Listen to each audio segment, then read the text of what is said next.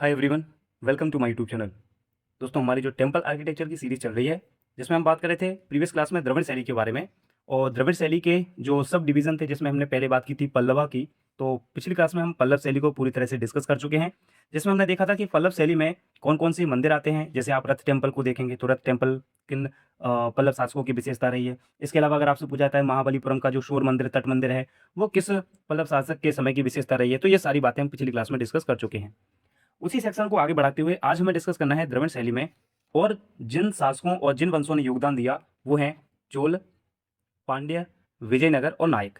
यानी अब हमें द्रविड़ वास्तुकला की ये 4 शैलियां और देखनी है, जिनमें हम चोलों की बात करेंगे, पांड्यों की बात करेंगे, विजयनगर की बात करेंगे और नायक शैली की बात करेंगे। तो चलिए स्टार्ट करते हैं हम अपना Chola architecture of Dravida style.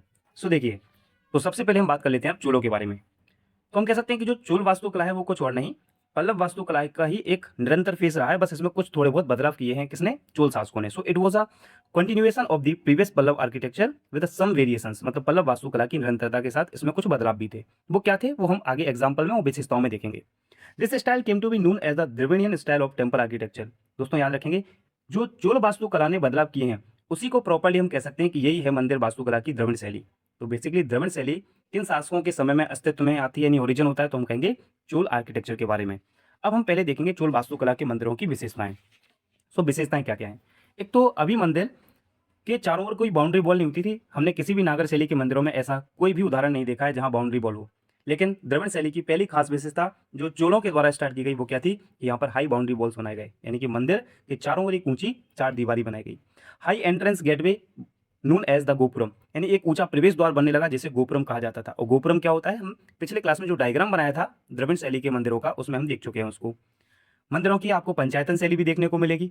साथ में पिरामिड डोमा सीढ़ीदार शिखर जो घुमावदार नहीं बल्कि ऊपर की तरफ सीधे होते थे, इन शिखरों को विमान कहा जाता है। तो दोस्तों, हमारे यहाँ जो मंदिर होते थे नागर शैली में उनको कहते हैं शिखर, लेकिन शिखर को साउथ इंडिया में विमान कहते हैं। और ये कैसे होते हैं?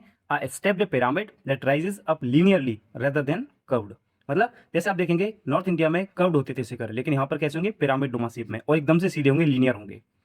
शीर्ष पर एक अष्टकोण आकार का शिखर होता था जो नागर मंदिरों के कलश के समान है, लेकिन यह गोलाकार नहीं होता था।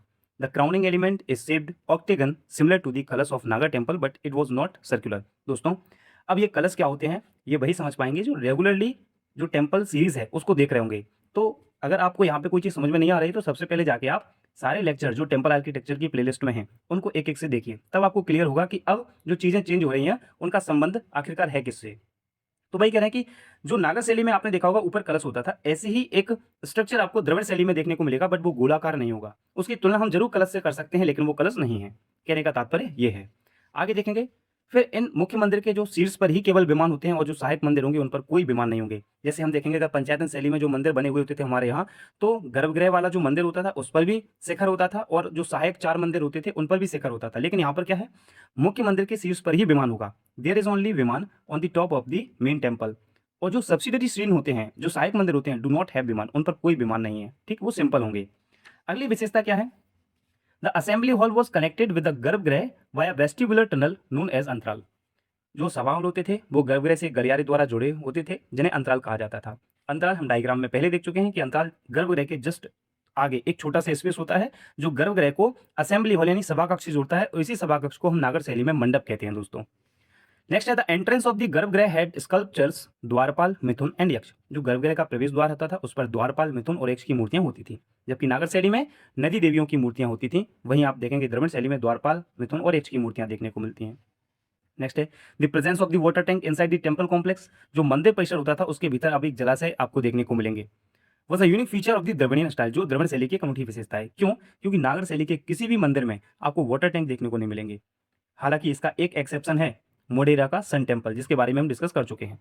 अब देख लेते हैं हम चोल समय के कुछ मंदिर और उनके उदाहरण। जैसे बृहदेश्वर मंदिर जो तंजावुर में है दोस्तों, इसे राजराजेश्वर मंदिर भी कहते हैं क्योंकि इसको 1009 ईस्वी में राजराजा चोल द्वारा इसका जो है निर्माण कार्य वो पूर्ण करवाया गया था।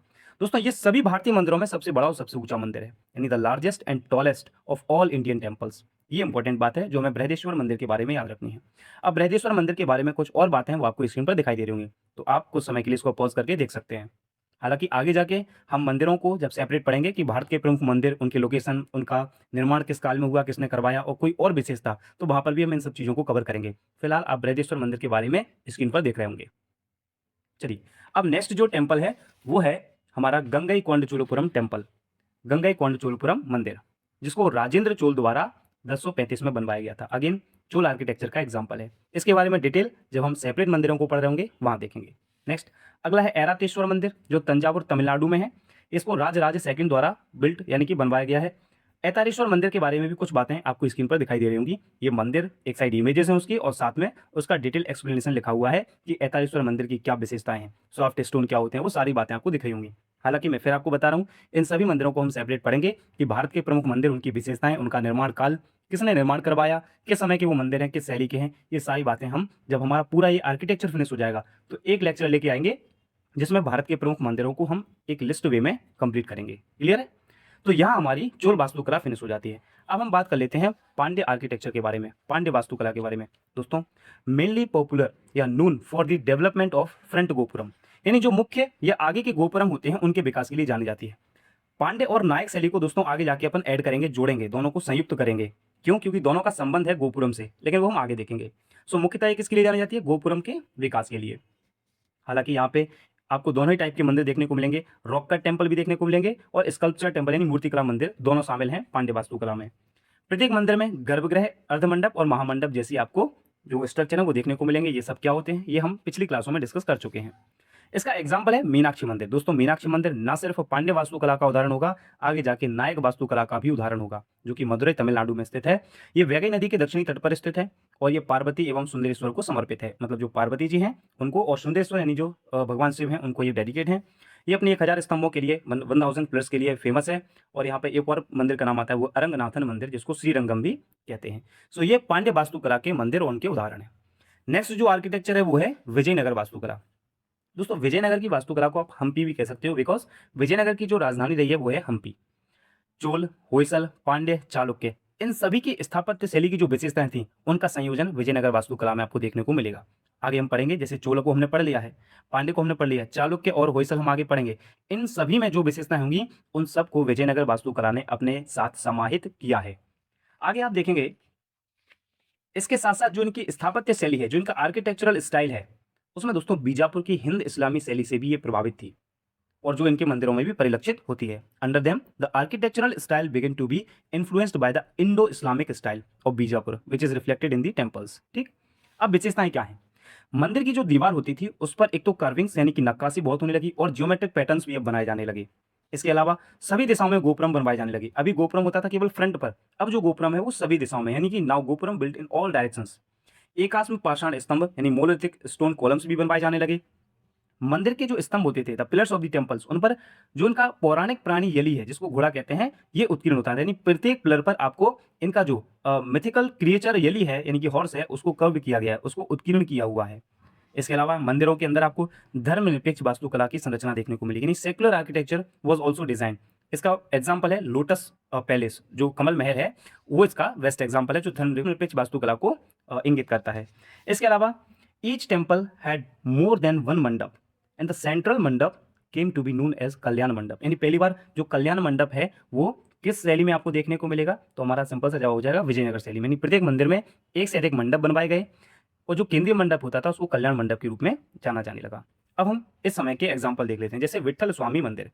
दोस्तों, विट्ठल स्वामी टेम्पल जो है वो किंग देवराय सेकंड द्वारा बनवाया गया, कर्नाटक हम्पी में है और ये यूनेस्को की वर्ल्ड हेरिटेज साइट भी है। ये डेडिकेटेड है भगवान विष्णु को, लॉर्ड विष्णु को ये डेडिकेटेड है और near the Tungabhadra river bank, Tungabhadra नदी के तट पर ये स्थित है। ये फेमस है अपने संगीतमय स्तंभ के लिए, म्यूजिकल पिलर्स के लिए और साथ में स्टोन चैरियट यानी पत्थर के रथ के लिए ये फेमस है। इसका जो डायग्राम है, जो इसका इमेज है वो आपको स्क्रीन पर दिखाई दे रहा होगा कि जो विट्ठल स्वामी मंदिर है, इस बस जो म्यूजिकल पिलर्स है वो फेमस है। मतलब आप इन पिलर्स पर अगर अपना हाथ लगाते हैं तो यहाँ पे संगीत के सातों स्वर आपको सुनाई देने को मिलेंगे, ऐसा कुछ कहा जाता है। तो ये है म्यूजिकल स्तंभ। अगर आपसे पूछा जाए कभी भी कि संगीतमय स्तंभ के लिए भारत का कौन सा मंदिर प्रसिद्ध है, तो हम बताएंगे विट्ठल स्वामी टेम्पल। इसके अलावा अगला मंदिर है विरूपाक्ष टेम्पल, अगेन हम्पी कर्नाटक में है।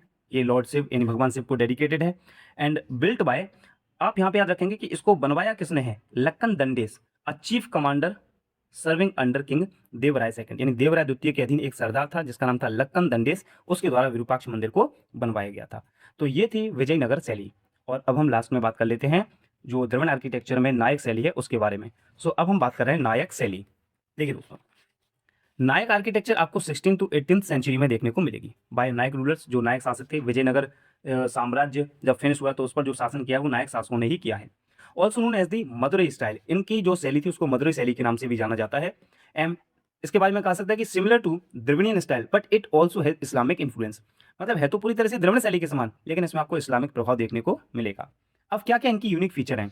सो along with the verandah a large corridor was constructed around the sanctum sanctorum which was called प्रक्रम, मतलब बरामदे के साथ साथ अब गर्भगृह के चारों ओर बड़े गलियारों का निर्माण किया गया जिसे पराक्रम कहा जाता है और प्रदक्षिणा पथ कहते हैं। तो इसे कहते हैं हम छतदार प्रदक्षिणा पथ, यानी construction of covered circum ambulatory path, यानी कि अब आप गोपुरम यानी कि जो छत होती है उस पर जाकर भी प्रदक्षिणा लगा सकते हैं मंदिर के चारों ओर। ऐसी शैली का विकास पहली बार नायक आर्किटेक्चर के समय में हो रहा है। इसके अलावा the gopuram built by the Nayaka rulers were among the largest, इनके द्वारा बनाए गए गोपुरम सबसे बड़े गोपुरमों में से थे। यानी कि गोपुरमों का विकास पहली बार कर रहे थे पांड्य, लेकिन इनको हाईएस्ट यानी पीक पर लेके कौन गए हैं? नायक लोग। मदुरई का मीनाक्षी मंदिर का गोपुरम दुनिया का सबसे ऊंचा गोपुरम है। देखिए मैंने कहा था आपको पहले कि मीनाक्षी मंदिर हम पांड्य रूलर्स में भी पढ़ते हैं और नायक रूलर्स में भी। तो the gopuram of Meenakshi temple in Madurai is the tallest gopuram in the world. तो क्यों ये दोनों शासकों से संबंधित है, लाइक नायक और हम कह सकते हैं पांड्य। सो देखिए जो मीनाक्षी मंदिर है दोस्तों, इसका निर्माण करवाया था कुलशेखर पांड्य ने 6th सेंचुरी में। कुलशेखर जो पांड्य थे उन्होंने 6वीं शताब्दी में मीनाक्षी मंदिर का निर्माण करवाया था। कहते हैं कि उनके कोई संतान नहीं हो रही थी तो उसके लिए उन्होंने भगवान शिव के लिए प्रार्थना की, तो उनके एक कन्या का जन्म हुआ जिसका नाम था मीनाक्षी, और उसका विवाह बाद में शंकर जी से ही होता है और उसी की याद में ये मीनाक्षी मंदिर बनवाया गया। और मीनाक्षी नाम इसलिए पड़ा है क्योंकि उन्होंने अपनी लड़की का नाम मीनाक्षी रखा था। तो ऐसी कहानी मिलती है। बट कई दफा इन मंदिरों का जीर्णोद्धार हुआ, यानी इनको बार बार तोड़ा गया, फिर उनको विस्तार किया गया, इनको बढ़ाया गया। लेकिन सबसे महत्वपूर्ण योगदान दिया बाद में आके 16वीं शताब्दी में नायक वंश के शासनकाल में। Over the years the temple has undergone several renovations and additions, with the most significant one being done during the reign of the Nayak dynasty in the 16th century। मतलब जो इसमें सबसे महत्वपूर्ण चेंज हुआ है वो 16वीं शताब्दी में हुआ और उन्होंने विशाल गोपुरम बनवाए। किन्होंने? हम पूछ सकते हैं नायक शासकों ने। दे एडेड टावरिंग गोपुरम, इन्होंने विशाल गोपुरम बनवाए।